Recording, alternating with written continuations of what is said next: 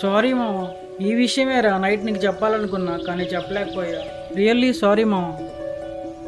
అయినా నేను ముందు నుంచి చెప్తూనే ఉన్నా మామ, విన్నావా? ఇప్పుడు చూడు ఏమైందో. అయినా ఇంకెంతమంది జీవితాలతో ఆడుకుంటుందిరా ఆ మహాతల్లి. పెళ్ళైందని విజయం దాచిపెట్టి ఇంకెంతమంది జీవితాలు నాశనం చేస్తుందేమో ఆ మహాతల్లి.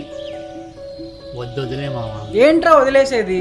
అసలు ఇలాంటి వాళ్ళని దీన్ని కాదురా, దీన్ని పెళ్లి చేసుకొని ఊరి మీద వదిలేశాడుగా వాడిని అనాలి. ఆపరా, పద వెళ్దాం. ఏంట్రా వదిలేసేది?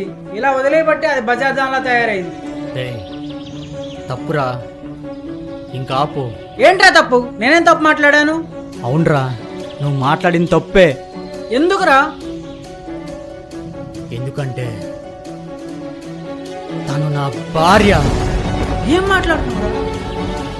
అవును, తను నేను 3 ముళ్ళు వేసి అగ్ని సాక్షిగా 7 అడుగులు నడిచిన నా భార్య.